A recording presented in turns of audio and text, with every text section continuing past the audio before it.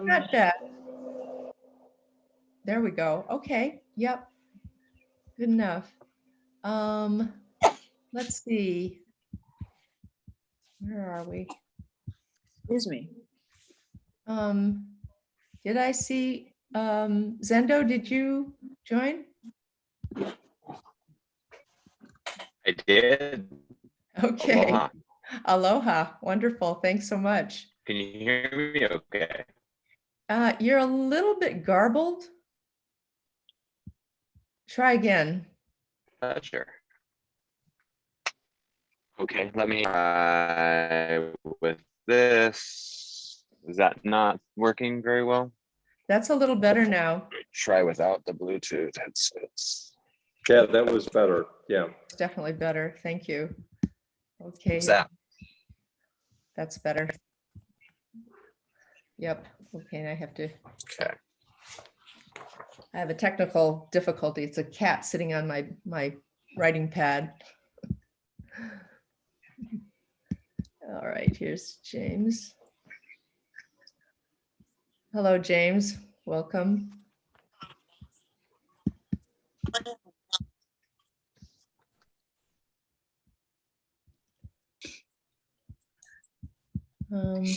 Okay, Keiko. Okay, let's see. Meizhu. Hi, Ton. Meizhu. This is Ton, and I know there's issues with the Sunshine Law, and I'm happy to drop out if there is another representative, if another member of the Community Development Plan Action Committee actually tunes in, then I'm happy to drop out. Well, I'm going to leave that up to the planning department. I don't really, yeah, I'll leave that up to planning to see if you can listen. I'm not sure. I see believe Brad is here. Brad is also. definitely here. He's So- going to be speaking. So I wonder, April and Keiko, I'm happy to leave the meeting if that is what is designated by the Sunshine Law. Well, we'd love to have you listen. Unfortunately, yeah, unfortunately it is. We've had confirmation from Corporation Counsel, and so we'll have to, you all can decide who that is, Yeah. but we need for only two members to be present. I'll leave. I'm happy Sorry to. about that. Can Well, I, Understanding. But all right, thank you very much. can I just Aloha. clarify, April, can they just listen if they don't participate? No, they can't be in the meeting. They can't be present. If they want to watch it afterwards, or if it were being also shared, like a lot of our boards and commissions are also shared on YouTube at the same time live, they can watch it there. But they can't be in the meeting. I'm sorry. Okay. Do you need anyone else to leave? I can leave as well. I think you're the only two, you and Brad, and Jeff, aren't you the vice chair these days? Yes. Why don't you stay then? Yeah, and just for the record, April, I think it's ridiculous. And my sentiments about this. I mean, this is just a informational meeting. It's not like anything we're gonna be voting on or so anyway, to Right, me, I that's, yeah. I think the Just, community would agree, especially since the action committee's role is to go to public meetings. I read that that's part of their purview, but for now, we'll let you decide, April. But yeah, I mean, I know your hands are tied, April, but yeah, Yeah. just for the record. I right. appreciate it. I totally understand. We're doing as we are told and advised. I Yep. understand all the other boards and commissions follow the same rules. So only two members of the AC can be present at this time. And I understand that's Bob and Jeff. I think I see Bob though as well. Bob.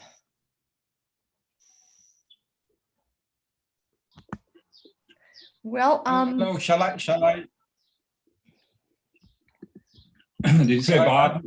Yeah, Bob's Yes. here as well. So, So, again, I'll so leave it. if there's a sunshine issue, why don't I go ahead and get out of the meeting? All right, and we will. Thank you, Bob. I'm sorry about that. The Brad and Jeff will also be giving a report at the next AC meeting. We will also have Okay. notes from this meeting, hopefully. Okay. So, I'll check out. thank you, Bob, and we're happy to meet you at least for a second to see who our AC Okay. members are. Thank you. Thank you. Ingrid may join you, so we'll see. Okay. Okay, well, I think we're going to get started just because we have a limited amount of time, because we're really grateful to you, Zendo, for making time for us today. Given that it's after hours, it's 5 o'clock. So we really appreciate your being willing to meet with us today. And also April and Keiko Mercado, also from the planning department, we really welcome you and thank you for coming. And Heather Kimball, our superstar county councilor member, is here today too. And then we will also talk with Brad Kurokawa and Jeff a little bit later in the meeting. Well, I just wanted to say, first of all, that I think that we should be tremendously proud in our community. First of all, not very many community people around the world or in the United States are asked as residents to plan the future of their areas of where they live. I mean, it's really unusual. And here, the county and the planning department facilitated a really in-depth process involving so many of us. And we appreciate that commitment to expanding democracy in our county. So thanks, Zendo and April and Keiko. But we're also really proud of ourselves because in Hamakua, a record number of our friends and neighbors took part, 15% of the entire population, which is a record number of people that responded to a community engagement initiative. So we're really proud of ourselves too.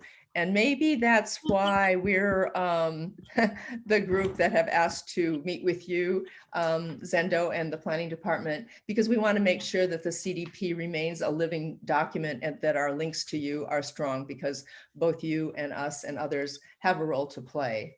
And the organizers reflect the diversity of this area, and that was a strength noted in the CDP. So they're from all ethnicities, they're from many kinds of organizations, from Buddhist temples, Native Hawaiian Center, the Democratic Party, unions, neighborhood watches, and more. And it's really amazing in this time that there is so much unity on a document.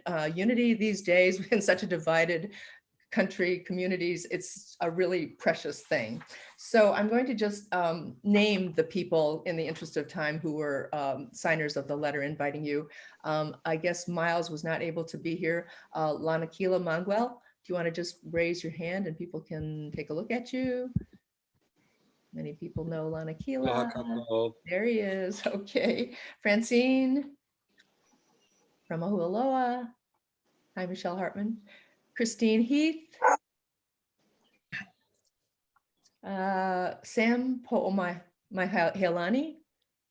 Hello. Aloha, Sam. Mike Janowski.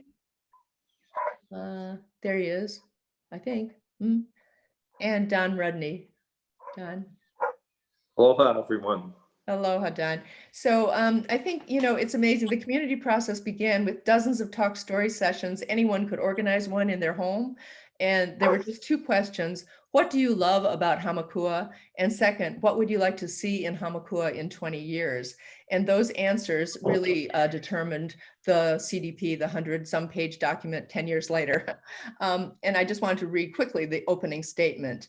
We, the residents of Hamakua, recognize that the foundation of our life, livelihood, and well-being comes from the Aina, the land, the seas, the forests, the rivers, and the skies. As active stewards, we malama the Aina as the source of sustenance for ourselves and future generations. This Kanaka Maoli wisdom guides our action with the principle that what is good for the land is good for the people.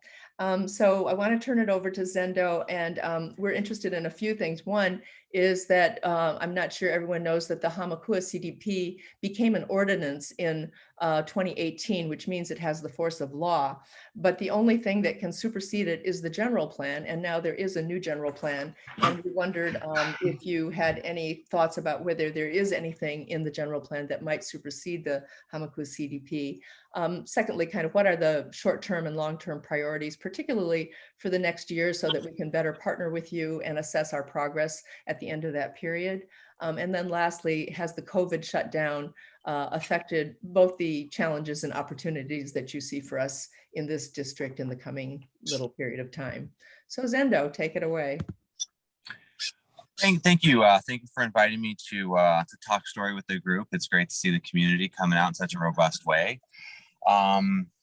Yeah, I'll get started then with the CDP. I think most of you probably know who I am now. I'm Director Kern, planning director, born and raised here on the Big Island, and yeah, I used to be a former county council member, chairman of the planning commission, etc. So bring kind of a various perspectives with me here. So starting with the general plan. The general plan update was underway with the new administration taking office, taking effect. I'm going through and reviewing the general plan. We're going to be making a few adjustments and whatnot. And right now, we've had this really big priority of getting InterGov stood up as far as electronic processing and information center for the county, so we can basically take applications online. And it's a way for us to move into a really a digital realm, working towards paperless within the planning department. A lot of really great possibilities and upside there. But that being said, coming in, there's a lot of work to be done. So that's been a really big priority, which will ultimately help, I believe will help with bandwidth with inside of our department to give us more time to work on other things as well. We're really close to launching that. We will be going live on July 26th, and we'll start accepting digital applications on the 28th. So we've been asking for a little bit of patience during this time. It's harder to imagine, but if you could, there was a lot of behind the scene efforts that were going on. So with that, I've been taking the time to review the general plan, the update, go through it. And I was even talking with DPW today, DEM, housing, and other county agencies. And there's a lot of desire and want to look at the general plan and understand what this amendment means and really what it means to other agencies. And I'm not exactly sure how that affected the last administration, but I'm seeing a lot of desire to really look at this and how that's going to affect infrastructure policies moving forward, et cetera. So we're working on having that, come back out, and we're going to do a bit of a review. We're going to send it back out to the community to get more input and more review. So I don't see anything in there drastically altering or superseding the CDPs. I think a lot of it is somewhat in alignment with them or trying to streamline things, and really with the focus of making things dynamic. Within the general plan, it's supposed to have a certain generality to it. And I think with what we've seen with COVID and lava and things like that, especially COVID, the need to have something dynamic and flexible as we go through very changing times. We get into where we're moving with, carbon neutrality and the effects that we're seeing with climate change. Again, that general plan needs to be able to sustain that. So taking a fresh look at it and bringing it back out to the community, so you folks will have the opportunity to opine and give feedback on that as well.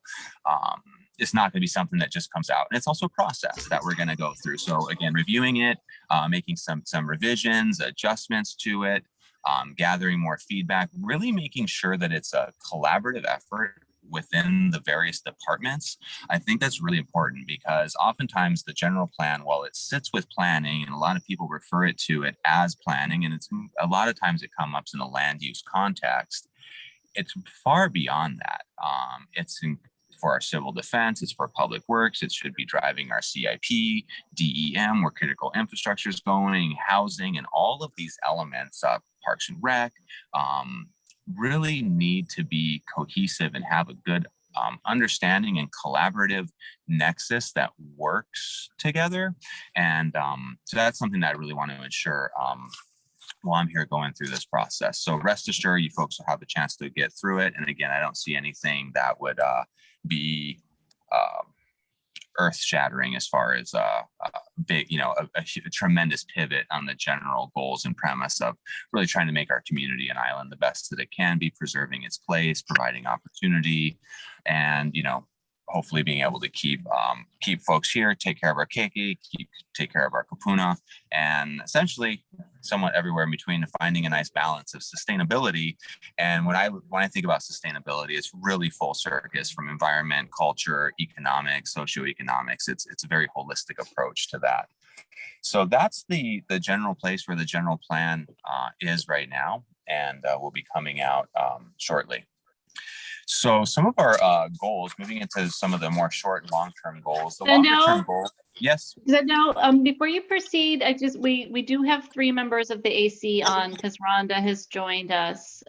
So I don't know between Brad, Rhonda, and Jeff who wants to jump off. I have offered, I can put this on my YouTube and my Facebook later if they want to share if Meizhu, you want to share the video with me, but for now we need just 2 on there. I'll jump off if you want to stay on, Rhonda. Totally up to you. Rhonda? Either way. Why don't you stay on, Jeff, just because you're the co-chair, if you would? Vice chair. I'm sorry, yeah. Okay. Not a problem. Thank you. Thank you, Rhonda. Nice. Thank you for joining, and we'll let you know what happens. All right. Sorry, Zendo.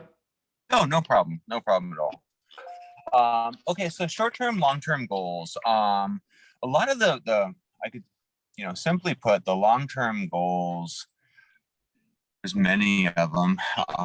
Really, from the administration side of it, it's really to have our island, thrive, and the folks here thrive and succeed. And that comes from needs here we have on the island. As you folks know, Hamakua has its unique needs and concerns. So long term, it's how do we set ourselves up for sustainability all the way around? If we have another COVID, how does that work? If we have a natural disaster, how does that work?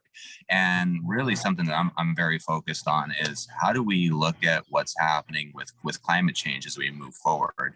I don't think it's any longer is this going to happen? It's more like this is happening, and what do we do around that? And then one of the goals of getting to carbon neutrality is really big. And I think it's incumbent upon us as far as local government to take a hard look at that and work on policies that will help that. And that kind of moves me back over to the general plan side of it to put policies in place and frameworks that will help with that within the general plan. So, long term is how do we create our island to be sustainable? So one of the things that we're doing on the short term is really, for example, this is kind of a low-hanging fruit and somewhat simple, but it's something that we haven't had here. And that's we're working on a shoreline setback project to actually have science-based data on setbacks for our island. Our island is very unique. So what we might have on the Hamakua would be very different than we'd have on Ali'i Drive or down in Middle Ali'i. So we are basically just getting into contract with this to have a consultant help us with this. It's about a 2-year project, but we're really excited about it because we'll actually have science-based setbacks. So it's something that the Long Range Division's working on really, really well. So excited about that, and really working on, climate change and how that is affecting us. And on the short-term goals as well, as I talked about Intergov earlier, implementing that system so we can have, good transparency with our permitting processes, smooth flow, working for us again, being very digital, going paperless. I think that getting to be 100% paperless for us in the county in the next few years is going to be a bit challenging, but my goal of 90%, I think, is something that we can do. So we're diligently working on that to, again, increase the overall transparency and efficiency. Public access is another big one. We've started to update and do an internal inventory and mapping collaboration with UH. So bringing that for public access and getting it onto our GIS system and how we're going to manage public access. So Long Range has been doing a lot of work within the public access arena. So that's really exciting. We've been working with Councilwoman Heather Kimball on some open space projects along the Hamakua. That's also exciting. And I think some, longer range goals that can get some of us excited, but and moving forward is, something that Heather's talked about is, having this access path trail connectivity along the Hamakua. Brilliant. That's an ongoing long-term. So that's immediate. We're working on immediate needs right there, as well as long-term needs. So those are a few of the things that we're working on. For me, coming into the planning department, it's kind of been a two-pronged approach. One, as far as kind of more of a 101 of making sure that we have good systems and flow, and that the people within the planning department are supported so they can serve the community, and making sure that our community is feeling served on the other side of the desk. It's very people first approach, and working to find those gaps to make it just a better experience for both sides, on the back side of the desk as well as on the other side of the desk, as well as working on these higher level things such as intergov, such as the general plan. Those ones are really, really big, and having this, carbon neutrality conversation, which is really challenging. There's many projects that we're aware of. DPW has a bunch. I'm sure you folks can look on our CIP list, but anywhere, whether it be the Honolulu Stream to the Kaiviki Bridge to the Hakalau Stream Bridge, Lapahoihoi Gulch Bridge repair, and many others. Lapahoihoi culvert repairs, Honomu Gulch slope repairs, etc. Within there as well, we have OHCD, which is the Office of Housing. They have the Papaloa Affordable Elderly Housing Project. I'm not sure if somebody has their mic on, but somebody is very loud in the background. I will keep going, but Mute everybody. that'd be helpful. Sorry. No worries. Oops, I muted you. Hang on.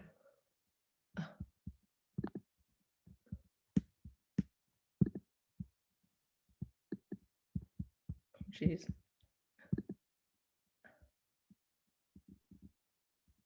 Zendo might need to unmute himself. I know.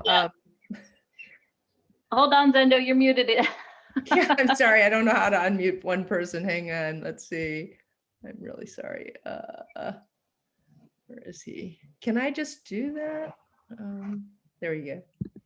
No, you have to ask him to unmute. There we go. I got it. So I couldn't unmute, but when you asked me to unmute, then I could unmute, but unmuting on my own was not possible. So yeah, I hit a button. So sorry about that.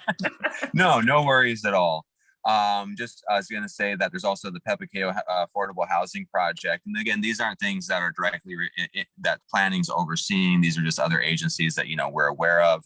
I know the fire department has a CIP in for the Honoka'a Fire Station, and DEM, Department of Environmental Management, has various, projects within there as well. Something that is, I think, related to the entire island and might not be looked at as a direct planning department goal, but it's a goal that I certainly have. I know that the mayor has, and other department heads that I've spoke to, is really taking down the silos within the department and really trying to get this cross department collaboration and communication, which in the past has been challenged, for lack of a better word. And what I'm seeing is it's starting. It's really actually working on the department head level, and I'm seeing it starting to trickle down. Is it where we want it to be yet? No, not at all. But it's a bit of a changing a culture in that way too. So the constantly, as we're having these meetings, as we're meeting with mid-level managers and various folks and bringing them together, and at times there can even be some animosity. And for me, it's like, okay, whatever that is, let's get through it. Let's let it go. Let's talk about whatever it is, but we need to just move beyond this, because by staying in that place, we're not really serving our community. So I keep going back to it, but it's very, it all to me starts with people. We're doing this, we're working with people.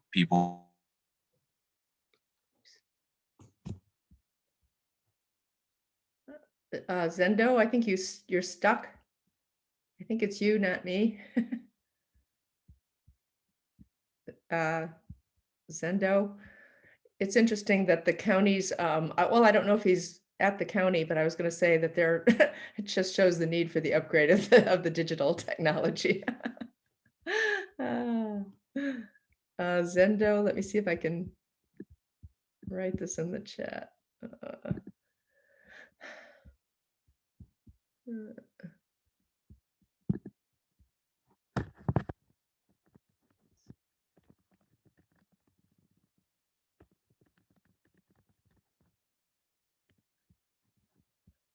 So, Zendo? Well, let me just say, I think he was kind of at the end of his report. And I think, you know, it sounded to me like there were a number of things that they were dealing with. I'm not too sure which of those there's room for community involvement in. So that would be a question when he comes back. But maybe while we're waiting for him, well, let's see. Maybe we can hear from Brad while we're waiting. So the Brad Kurakawa is the chair of the Hamakua CDP Action Committee. The action committees are appointed by the mayor. Anybody who's a resident of this area can apply. And then 9 people are appointed by the mayor. And the description of the action committee is that it's a proactive, community-based steward responsible for implementing resident-driven solutions from the CDP that positively transform the community in partnership with a network of business, nonprofit, and community leaders. So, I mean, given that they're supposed to be going to public meetings and to hear from the community and to help us figure out how to implement, it's really strange, as you said, Brad, that they're not allowed to listen to the community when we decide to meet with planning. So are you there, Brad? Maybe you could give us a little summary of what has been accomplished with that goal of the AC, and what are the next steps to involve the community in implementation, because that's what your role is. Are you there, Brad? And I'm trying to figure out, I'm going to have to figure out, okay. I'm going to ask you to unmute. Here you go. Great. All right. Okay. Again, thanks, Meizhu, for facilitating this meeting. And I do want to say that I'm thrilled that a bunch of fellow community members have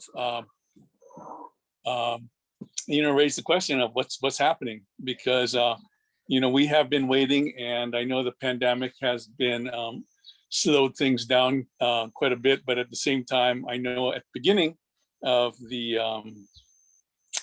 the pandemic, or shortly after, we had suggested some sort of Zoom type things, because the action committee was sort of chomping at the bit, waiting for the process to begin. And then obviously with the change of administration, we were curious to see what was going to happen.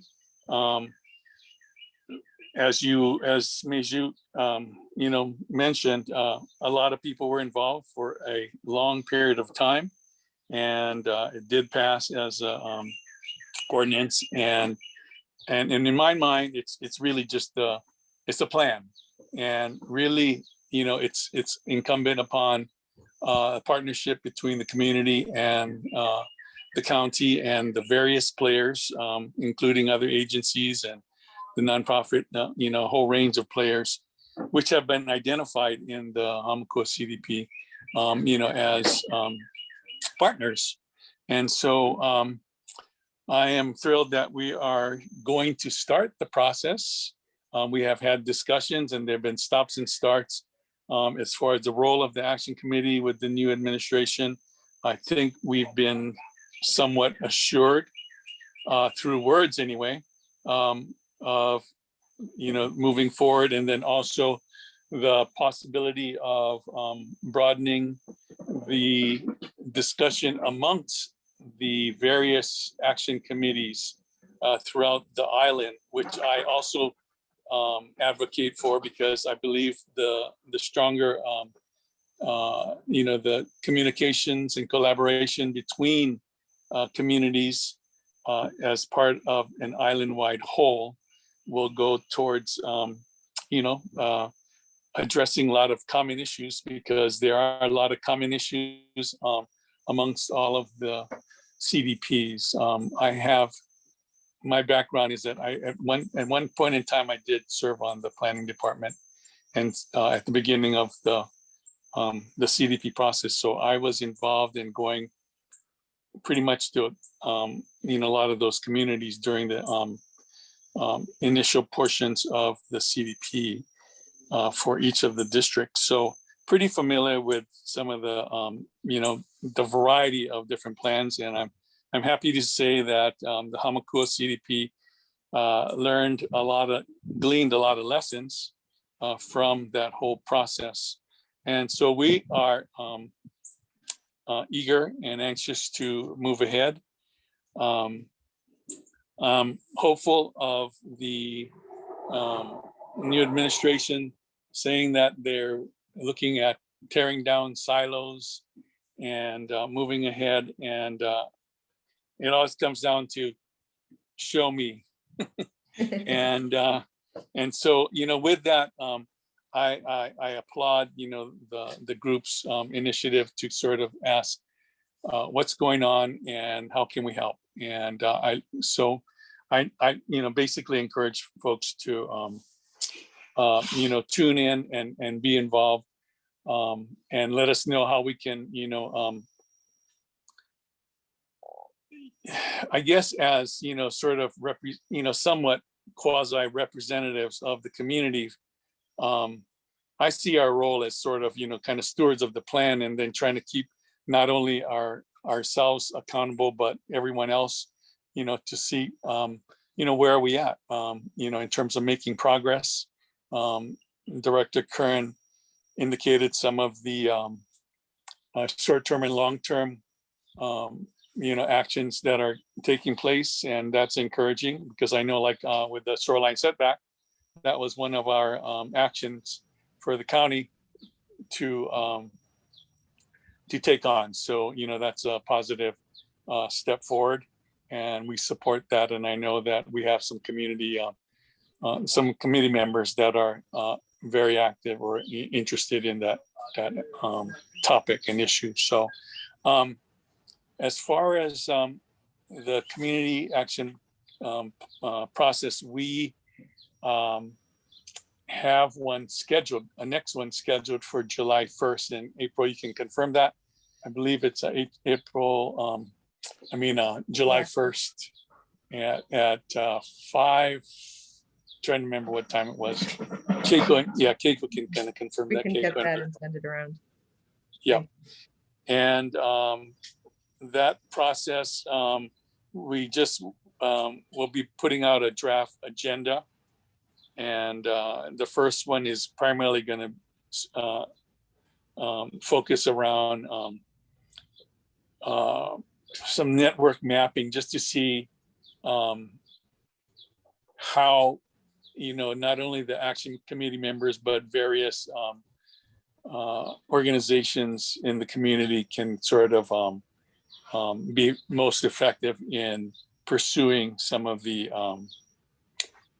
community actions, which are, you know, from that standpoint. And so the input that I had for the county is that in my mind, there has to be people out in the community that have, you know, strong interest and desire and passion to move ahead. Otherwise, you know, we can say that we would like to pursue certain things, but if there aren't champions in the community for various topics, then, you know, it really is a hard slog. So, you know, I just really encourage people to sort of, you know, do that exploration and find out, you know, how your interests and some of the CDP, you know, actions, you know, coincide. And yeah, then well, we can, you know, Brad, as time goes forward, we'll be looking forward to you kind of letting us know what those opportunities are, because it's not easy for us to initiate it. We really want to do it with your leadership. So because this is a rural area, obviously a lot of people are interested in ag, and that is something that people are talking about, developing the sustainability stuff within the within climate change. So that's all really good.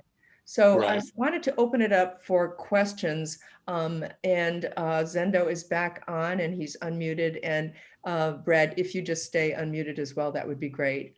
And I wanted to start actually with Lanakila.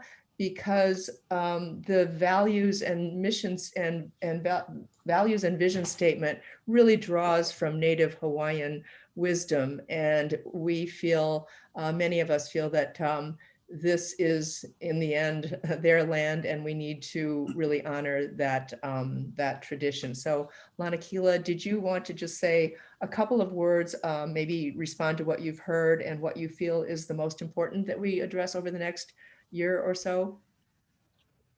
And I'm going to have you unmute yourself as well if I can find you. Lanakila, here you are. Hi, aloha. Before I go, I just noticed that Michelle has her hand up and Zendo got cut off. So if you wanted to catch up with what he at the tail end of his presentation before I share. No, I think you can go ahead. I think, yeah, he was talking about public access and open space projects and maybe had a couple more, but I'll let him add them in. But I wanted to let your community voices heard too. Okay. Aloha kako. I'm Lanakila, born and raised Honoka'a. He kia i aina, he kia i mauna, he kia i Waipio no wau. I've been a community advocate and an educator in our communities for over 20 years now. I think it's a really, I'm just reflecting back over the past number of days to familiarizing myself with the CDP, because I was in my early 20s actually coming to the meetings and participating in this. You know, just out of high school kind of, and just as a young teacher. And, you know, a lot of what, looking back at the things that our community developed was really, or put forward is, gosh, if we had it going, COVID would have been a very easy experience for us to go through, because we would have been self-sustainable. We would have been able to take care of ourselves. That's what our community called for. And as an agricultural community, it was shocking to see how so many people could not have access to food. Yeah, the systems was not there. And that's exactly where our community, you know, over a decade ago was like, we want to get ourselves to be sure to be able to flow into this. We wanted to be sure that our natural resources were protected so that we could access these things and take care of our communities. So I know I hear just like what Brad was saying too. Now the question is, we want to see action. Yeah, we hear the lip service. We want to see the action, and by all means too, we're here to help to support real action moving forward.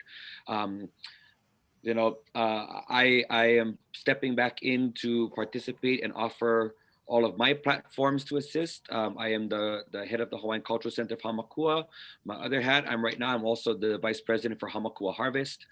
I'm pretty good at calling attention to things, you know, from Mauna Kea, which has helped to spark some of the big conversations on very much the same types of things that we're discussing right now. And not necessarily just to attack any one industry or something, but talk about having and engaging in the proper dialogue and thorough dialogue to make sure things are done thoroughly.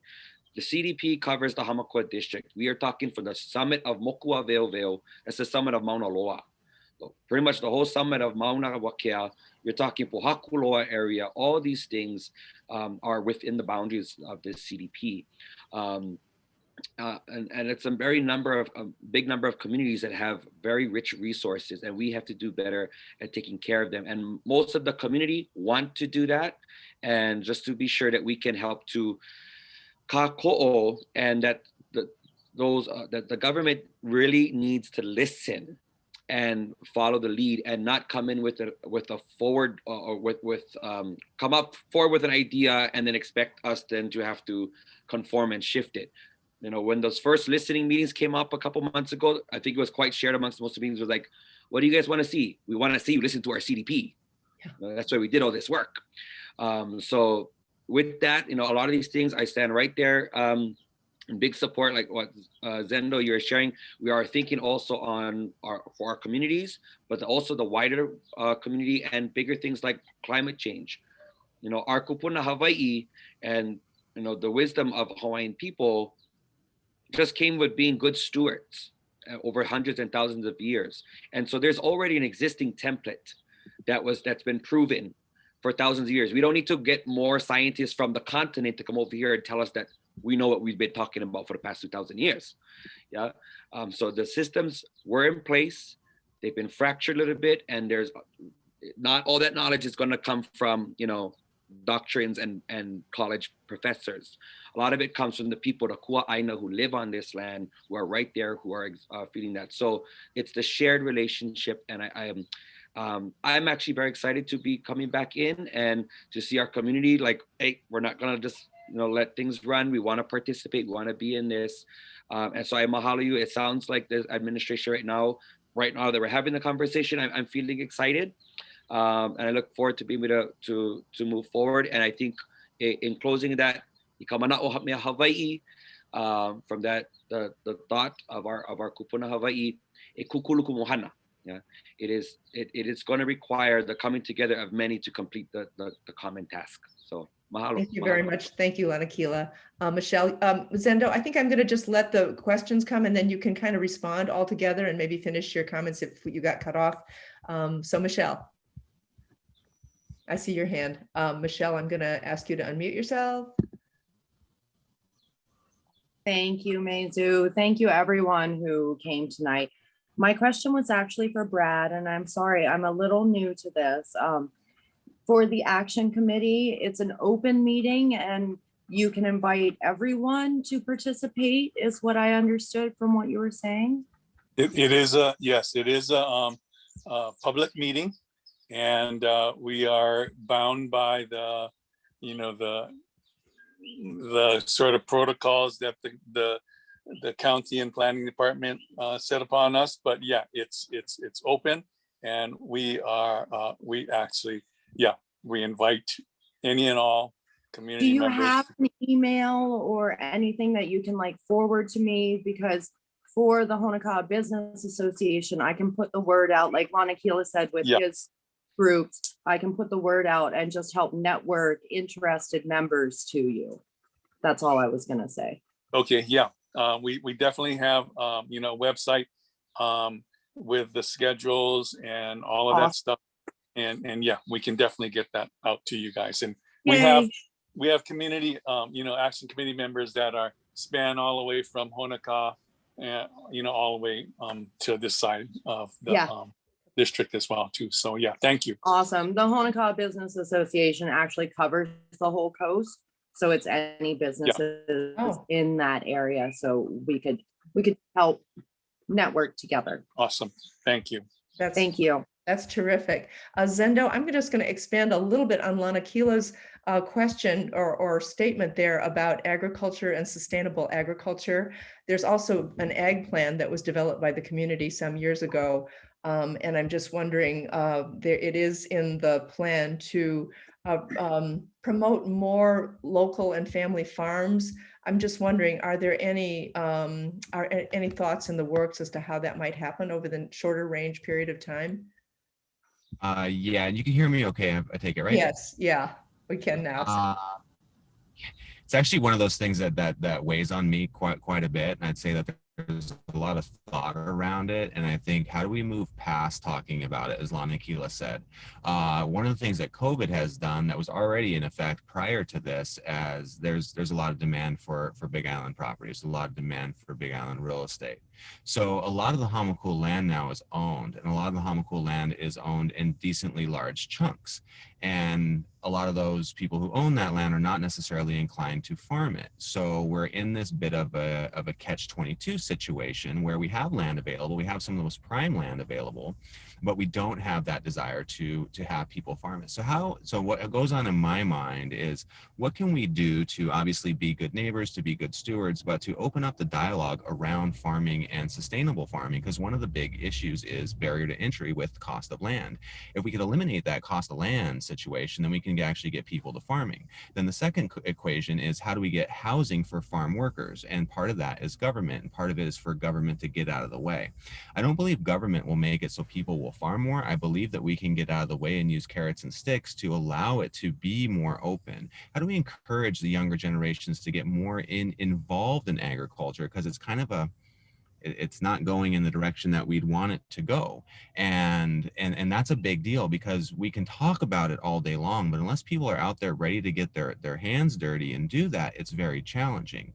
Then you take that with our local economic situation. And back when I was on council, I used to say it would be great to have everything produced here on the island. All of our agriculture. In order to do that, we need to get living wages much higher. If living wages for local, which in general costs a little bit more, you higher quality, promote much better holistic element to the community. When you're making, just the minimum wage, the decision then goes to, well, I'm going to go buy my lettuce from Walmart, or how do we get the local up? I was just visiting the farm in Waimea, and they were doing full true ag, and it was 50 employees. They were paying their workers good money. They're getting into Costco, so they reached a scale that they could actually really get that trajectory that they want. And it's hard to go from smaller farmer to that trajectory and really hit it. So do I have that solved? No. Do we have it as a county solved? Not at all. But the mindset, I believe, is there to be looking at these things. And in a lot of cases, I think in this case, it's a bit of carrots and sticks. And I also believe it's getting out of the way. So for example, some people are trying to get, additional farm dwelling application agreement, which is a secondary home on your piece of ag land to actually use for farming. And prior to us coming in, it could take you a year just to get that. That's not a building permit. That's just to get the ability to build that second home. If you're trying to house people on your land, which you probably paid the highest premium for, so you can do agriculture, and you're stuck for a year in planning, then you're stuck for how long in DPW, and your dream of farming is it's going away. So that's, for me, it's like, how do we get out of the way that way, support and promote, and to somehow find that middle ground for the person that might own 20 acres or 100 acres, and make it more open and not so maybe fearful of liability and other things, to maybe have somebody come on their land and farm and do kind of a joint venture collaboration on that. Because again, barrier to entry is the land, and we all know Hamakua land is not cheap. Those are a few of my thoughts. Yeah, well, I'm wondering too, maybe with Brad, because there are many people interested, and there are young people that want to do agriculture with some of the barriers that you're talking about. I know that's what part of Lana Kilo's project, Hamakua Harvest, is doing that as well. Cooperatives, ways to market together. There are other things to be done, but maybe some kind of a committee on agriculture for this area, which could be kind of the breadbasket for the Big Island, would be a good idea. So it could be, just to add there, if I may, I was having this conversation about farm worker housing, and there's two groups there, and the one group was very excited about what I was saying of, let's work on getting an additional farm dwelling application agreement. Let's get you through. We want to support you, get your workers housed. Awesome. And then there was another gentleman, local guy there, and he was kind of bummed out, kind of down. And I was like, what's going on? Like, aren't you kind of happy about what you're hearing? Wasn't this be a positive thing? He's like, yeah, but it doesn't really apply to me. I'm on leasehold land. So if I build a house on there, you let me to build a house for my workers on there, the lease goes away in 20 years or 10 years. And what do? I give my house away. So there's no incentive to me to do it. And this is a true farmer, hardcore farmer, right? And I said, and that's an opportunity that we need to actually talk about, potentially tiny homes, potentially movable homes, potentially portable homes, because then that person could actually house somebody on that land, solve for housing, which is a big issue that we have. We're in a housing crisis at the same time. Keep that asset, and if they're able to get into a fee simple property later, they're able to move it over there or change their lease. They could take the home over there with them, or potentially if they got out of farming at a certain period of time, they have an asset to then potentially sell to another farmer. And so again, a lot of it to me comes down to optionality and being dynamic in the way that we shape things, so we have a lot of latitude and leverage when we're working through these challenges. Thanks. No one size fits all. Absolutely. Okay, I'm sorry, Corey, I'm going to unmute you. Oh, I'm sorry. Francine, have you been keeping track? I'm sorry. I think I'm just seeing hands, not questions in the chat. Corey, go ahead. Yes, no, I'm really pleased to hear some of your ideas about public access and affordable housing and supporting agriculture, taking down silos and so forth. But I do have a concern. There is nothing in the county code that talks about pausing appointments to the action committees. But as you know, recently people were rather surprised to hear that the administration was pausing appointments to the action committees. So what was the legal authority for pausing the appointments? So I think I've spoke to this on a number of occasions. I came in as a planning director and to look at the new administration and to look at everything holistically, gather the data, and then to make decisions. So when I said we're taking a brief pause on it, that was just it, for me to look at things, how it was structured, understand what was working, what isn't working, and then to move forward. So that's, you know, the CDPs are action, are functional. We didn't stop them. Again, it was just a moment to what's working, what's not working. Let me make sure I understand that before moving forward in the same direction. So as far as I'm concerned, we've been moving forward in that direction, and there might have been a brief pause. And I think what I ended up stating got taken out of context and is moving further out of context in a manner that I don't think actually serves our community the way that I would like it to be served. So as far as, you know, we're moving forward with action committees and CDP meetings, and you know, here we are. And I spoke to this at various meetings to ensure folks that we are moving forward with this. I also gave the council another update on this same subject matter. And by the way, you can still apply. So there is a seat open on the Hamakua CDP. So if you would like to apply, please do. And it will be considered. I think there was a question that came in earlier about the agendas for the action committee. Wondering whether the agendas are set by planning, or whether, Brad, you can set agendas based on other things that you're hearing from the community, and also whether you are able to call more meetings than are currently scheduled, because I think it's one every 3 months, which some of us don't feel is really sufficient to keep things moving. Right. Yeah, I work with the planning department, and we come up with you know, an agenda. And if there are pressing, you know, issues or items that you know, other community members have, we are, yeah, I'm definitely, Jeff and I participated in the last meeting last week to sort of, you know, come up with a draft agenda. And then obviously there's the timing that they need to get the agenda out within, you know, because of the sunshine laws, we need to get them out. So yeah, if there are pressing issues or, you know, topics that people want to know about or get on the agenda, by all means, let me know, or Jeff know, or any of the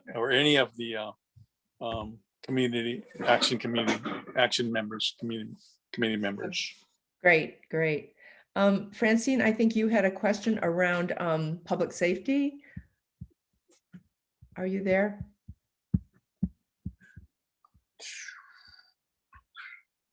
Francine? Okay, finally. Yeah, there, sorry. That's okay. Yeah, I think we probably could have told people in the beginning you can use either chat or the raise hand icon to get a question on there. But the questions I had were, how does something become a policy in the community development plan versus a community action? For example, the one thing I was reading, and to be specific, because I know you have people that will follow up on this, 5.14.6 community action 41, I think it says that the community would work with the county and private enterprises to bring broadband and Wi-Fi services to planning areas town. I mean, that seems like way above our pay grade. Why wouldn't that be something that would be, other than a community action, why wouldn't that be a county policy to kind of work through all those channels? Well, I'm going to somewhat punt part of that to April on the CDP side of it, but I do know that from the county side of it, working with Scott Rihara and our Department of Information Technology, we are working on that. They actually have a broadband HUI that they're putting together, and that the county is actually taking on that initiative. I think often in April, you can either throw something at me, correct me if I'm wrong, or add to it. But I think at the time when a lot of CDP work was going on, broadband has been a huge issue on our island from the very beginning, and it's never stopped. And I think it's something that's been near and dear to every community that we have. So I think the intention was, let's get it in the CDP, let's get it out there, let's see what we can do. But as you're saying, it's kind of a very broad band level. Sorry, I correct myself. And I know that work is going on in that arena to come down to the specific CDP. April, do you want to add? Yeah, April, you're unmuted, please. Yes. Hi, thanks, Zendo. I don't know that I have much more to add. It sounds like Zendo has a little bit more information about the broadband HUI and the other work that's been going on right now.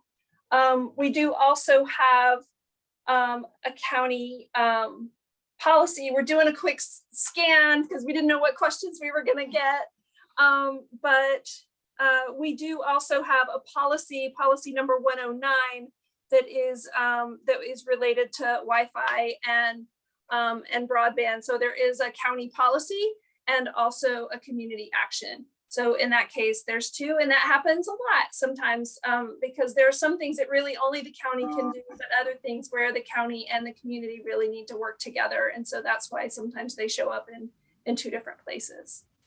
Actually, Heather, I wonder if you could comment, because I know you've been involved in the broadband HUI, if I'm not mistaken.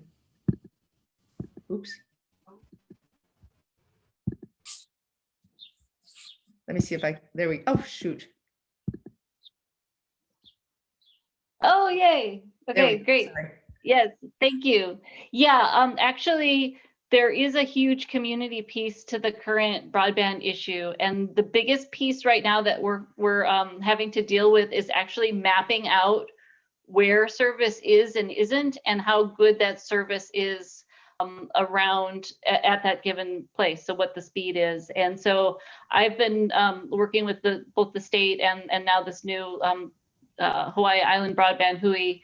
They've got a mapping tool that's going to be coming out shortly. And we're basically trying to crowdsource the information around connectivity, because the vendors, they cannot provide their maps of where they've got connectivity. They provide us some, but it's very loose. And we all know that with our topography and other challenges, it's hard to really identify where we need to get coverage. So that is, as far as this broadband piece, a huge issue right now is getting that crowdsourced information on access.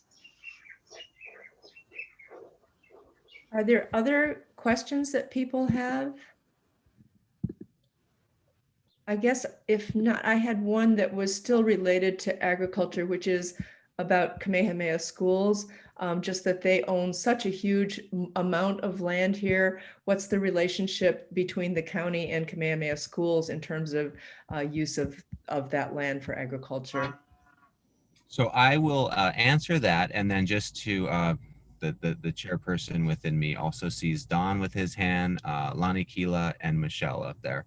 Okay. So we have met with Marissa Harmon from Kamehameha Schools, and she's briefed us on the land that they have, and they have various leases, and they do open it up to farmers to lease. So I think it is a great opportunity that they are a large landowner and opening it up to it. As far as their relationship with the county, we don't have a direct one, and that way they operate on their own as basically a private entity. But I do think they're someone really good to work with as far as ag goes. And what our relationship with them would be to, again, I think in this case it'd be getting out of the way.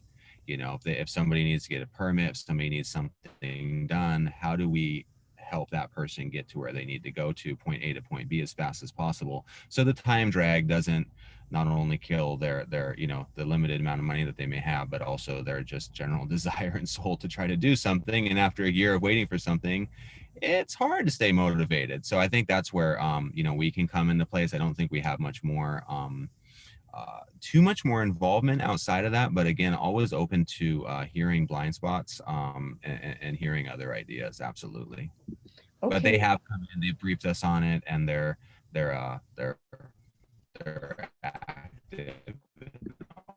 Okay, Lana Keela, I'm trying to ask you to unmute, and it's because I have a feeling, there we go. I was gonna say, Don had actually been waiting longer. Okay, I thought you might have to want to comment on this particular thing, but no, go ahead. Go ahead, Don, then. Am I on? Yeah, you're I'm unmuted. next. Okay, yeah, sorry. First of all, I just want to thank Zendo for, spending the extra time and meeting with us, and you too, Meizhu, for really putting this together. I know you spent a lot of time on it. My question is really in regards to protection of our natural resources here on the Hamakua coast. It's a very sensitive ecological structure that we have. There's been a number of incidents. I've lived on the island. I live in Hamakua right now, and I've been on the island for a little over 10 years. And one of the concerns I have is seeing a number of incidents where damage is occurring. Obviously, the Huhunua plant has done several things, which I'm sure everyone's aware of. There's also been some recent illegal dumping, both in Pepakeo and Oakala, where the military actually got involved because there was military ordnance that was being dumped there. The other issue, and I know Val Poindexter really got involved with this, but nothing really ever happened, is the erosion that we're seeing on Hamakua coast. And unfortunately, some of it's related to agriculture because some of the farming practices are not proper. And with the severe slopes we have here, it's very sensitive to erosion. We get, especially now that there's a number of farmers going to row crops. And I know the county has some standards on grading and things like that. So my question is there anything being done proactively by the Planning Commission or by the county to make sure that our INA is protected here? I know they do reactive things, like Zendo is doing some things about the dumping, but proactively, we'd like to see the county take, I think, a more aggressive approach towards protecting our INA. So one of the things that we're doing is I think the shoreline setback, mapping is going to be a big move in that right direction, because that certainly deals with erosion and the science and science-based studies and how that's being affected. So I'm not a person to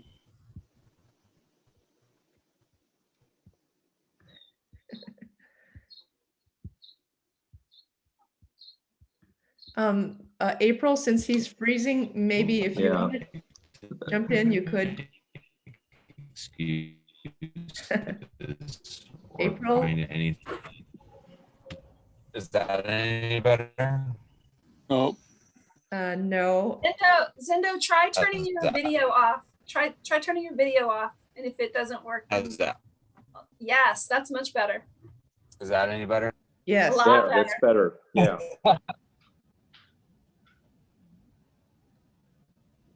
I don't know if you were finished, Zendo. Is that better? Yeah. Yeah, you're better. here. Oh, right. And nobody has to look at me. Even sweet. So yeah, like I say, in the setback work, we're gonna no, not yet. Okay.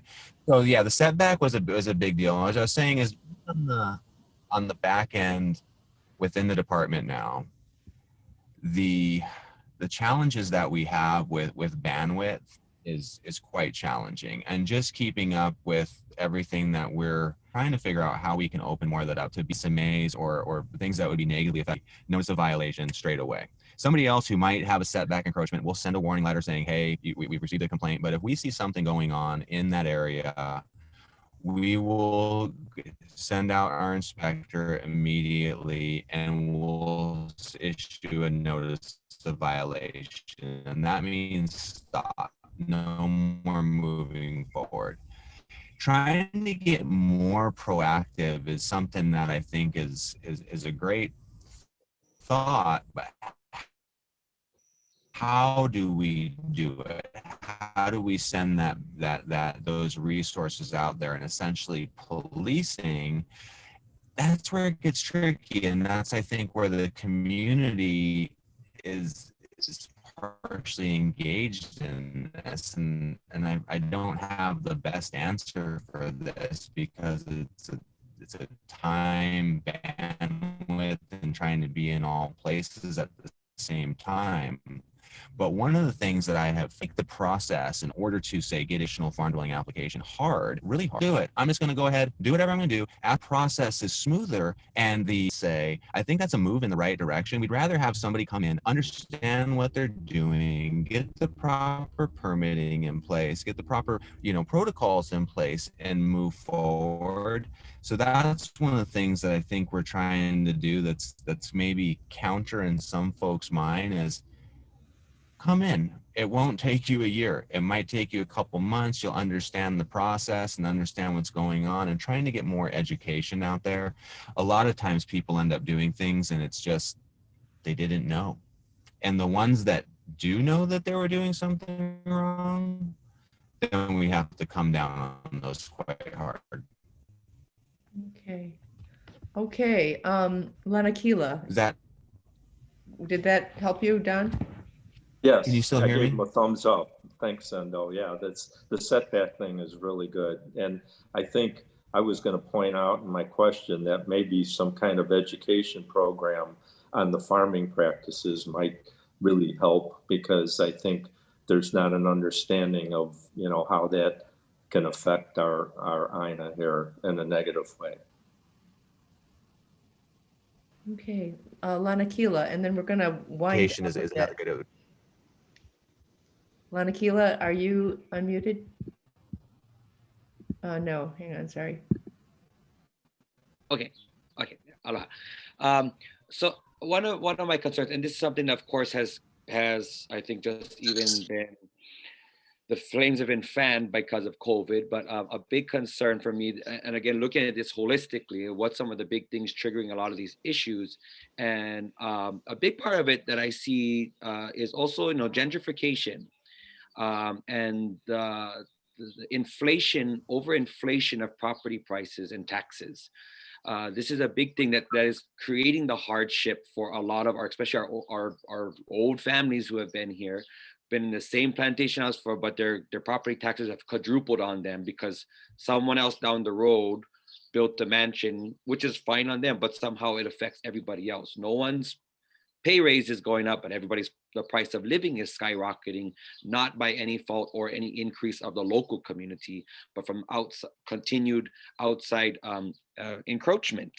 And now COVID, as we saw this massive influx of buyers. And as a number of my friends who work in real estate pointed out, most of these places are all bought sight unseen. I know 4 families, 2 particularly Native Hawaiian families, who are in the middle of trying to close out and buying a family home, and got pushed aside because somebody from the continent came in and dropped an extra $100,000 cash. And so I mean, that's kind of out there. But for a lot of these issues that we're facing, including we're talking about affordable housing, we're talking about, affordable housing for me, when we are here, we want to try and build more affordable housing.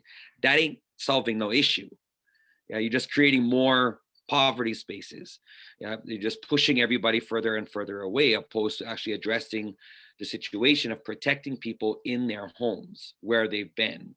And as well as this concept of providing farmer housing. I don't know if we need to necessarily be able to be building more additional housing for the farmers. We're talking about the local, and then talk about wanting to supply jobs for local community. Well, then those are people who live here, who already have a home, but they need to be able to have, a job and be able to work the farm, but that their price for their house isn't skyrocketing on them, that now they have the farm working wage now isn't enough. Yeah, so it doesn't, it's not jiving there. So I'm wondering if the county is looking at any type of addressing the county tax code or property taxes and such like that to protect the local community. I know some would state that the county's been excited seeing so many new people come in, and mostly more wealthy people, to be able to gain more taxes, but yet that crushes the local community a lot. And again, we're seeing now a surge of many people having to, especially local and Hawaiian families, having to lose their homes or be pushed out of Hawaii altogether because we just can't afford to be here. I'm worried that my ancestral hometown here, we already have been seeing the inflation, and we are seeing the exodus of our children, of the children of this community. So it's been exacerbated by COVID, and so I'm really wondering too. And it's not a new issue. It's just been exacerbated now. Is there any discussions on addressing the tax code to help to protect, especially long-time local families and homeowners? Yeah. So, can you hear me? Okay. Yes. Yeah, awesome. Yeah, that is a discussion that, quite frankly, we have not actually fully gotten into yet. It's been, I think, something that we're going to be getting into, certainly in the phase 2 side of it. Again, part of this whole state land use ag and this whole conversation that we're having on the greater picture. I think coming in the first 6 months, it was very much of just get things moving, lots of demand. But I fully understand what you're saying. I was I was born in North Kohala and in an unpermitted shack, and the ability for me to be back out there would probably not be possible right now. So I do think that's a discussion that needs to occur. And how do we find that balance between meeting the needs for our general budget, but keeping people, keeping the locals at home. And one of the primary reasons that I sit here as planning director is to try to find solutions to this. Is how do we keep our folks at home? And I was born in Kohala, but I grew up in Puna, and many of the folks that I went to school with, the only reason they can afford it is because they live in a substandard subdivision in Puna, and that shouldn't be the only option. And we shouldn't be raising things so much that locals are getting forced, and the only place that they can go is to Vegas, and maybe they come back. And that to me is something that I feel on the Big Island, and our culture is so inclusive. We want to aloha everybody. We want to give hugs, but we don't want to be pushed out at the same time. And how do we find that balance is something that is near and dear to my heart, and I hold very, very, very deeply. I wish I had a better answer for you, other than I hope you can feel my sincerity to move that conversation forward. Zendo, I feel like you've been saying for a number of things, and we're probably here too, that there's no one size fits all. There's not one solution, because some ag land is not taxed enough, and others is maybe, the families that have been here forever need to be grandfathered in or something like that, just to make it fair. So yeah, more to be done there. Maria, I'm not sure how to pronounce your name, Maria, but you had a question about drought. And I know that a number of people have mentioned this. There was already a fire in Pauilo. I'm not sure what the cause was, but as things could potentially get very dry here, we have a lot of potential for fire. Maria, I'm not sure if I'm asking your question correctly. I'll unmute you too, if I can figure out how to do it. Oops. Aloha. Can you hear me? Yeah. Yeah. I just am concerned because, we do have to plan for the future. Climate change is real, and we need to prepare for more severe conditions. The second part of my question was how dependent our water delivery system is on electrical pumps, because I've experienced this in Guam. When we have a storm and the power goes down, we do not have water delivery for months, and that is quite a hardship. So I just wanted to make sure that we plan here in Hawaii to really plan ahead and be proactive, not reactive. Yeah, I can add a little bit to that. I had the opportunity to sit on the board of water supply, so I got to learn a few things. And one of the good things with our Department of Water Supply standards for the water system is that, you know, you have to have source, which would be the well coming out. Then you have to have the storage and the tank that would actually, you know, hold that water in reservoir. And the tank has to be 100 feet above whatever it's serving. So that tank has gravity feed, which is oftentimes why you'll see when the power goes out, you still got water. That works well for places that have a water system. But we are a big island, and there are much of the island that does not have a water system. So then that becomes, you know, more self-reliant and folks needing that ability to have more, you know, catchment capacity, reservoir capacity on their land. But that is a good thing from the Department of Water Supply there, that we do have that ability. So the likelihood, if you're on county water, that you will actually run out of that water, if there's a power outage, is pretty low. Now, if it's a long-term situation, that's a different story. I hope that helps. Are you good, Mary? So there was one other question from Romeo, who does a lot of work with young people and schools, and he is interested in opportunities for youth and education and vocational opportunities. I'm not sure that's the under the purview of the planning department, but I don't know, Kent Zendo, if you'd like to comment on that. I don't have a lot to be able to add to that at this particular moment. I would love the ability to do that. I think it's a big deal to have opportunities for the youth to get further engaged. It's something I'd like to see what we could do as a department as time goes on. But in the near future, I don't see us really having that capacity with really trying to stand up the general plan and a lot of these other efforts. That being said, I encourage them to reach out to the mayor's office. I know there's a lot of positive energy and movement there, so I would say that would be probably the best route to go right now. Okay, thanks. Well, we're coming to the end of our time, and I don't want to hold people here longer than we promised. So I don't know, would you just like to make a closing statement, Zendo or Brad? I just feel like kind of our next steps is some of us will try to get to that AC meeting. And I know you too, Heather, have been talking about, you know, getting some sort of little hooies together or whatever of interest groups, because there are definitely people interested in different ones of these topics.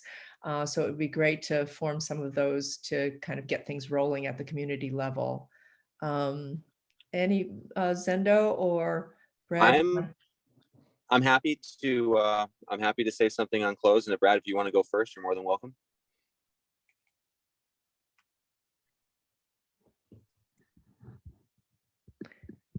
Well, why don't I do it?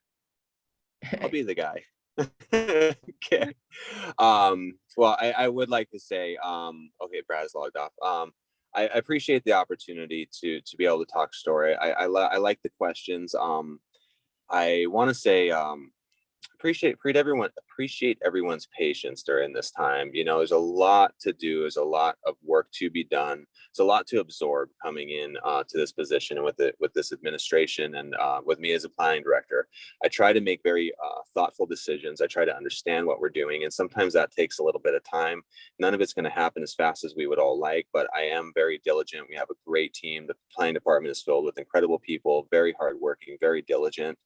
And we're really trying to support that. So decisions will be made that not everybody will like. Actions will be taken that not everybody will like. But you can guarantee each and every day I do wake up. I try my very best. I try to come from a very pure-hearted and kind place always. And I really appreciate people's understanding around that. I like the open dialogue. Sometimes we'll agree to disagree, but I think it's about continuing that dialogue and looking at different things, which is why I often say, I like to hear it. I like to hear if we didn't do a good job or if we're coming up short in some way, because maybe I didn't know that. Maybe I wasn't aware of that. And once I'm aware of it, then I can try to do something about it. I can't see everything. As I tell April and tell other people in the department, help with the blinds, with the blind spots, whatever. If I'm not seeing something, talk to me about it. I'm very open door, open book type of policy kind of guy. And we'll continue to try my very best to serve our wonderful, amazing, diverse island. And, appreciate all of you spending the time within our community, trying to make it a better place. I know we're all coming from the same place of trying to do our best, even though all of our policies, thoughts may not always line up, but we're at least trying to move in that right direction. So I just really appreciate that mindset and operate in the aloha spirit.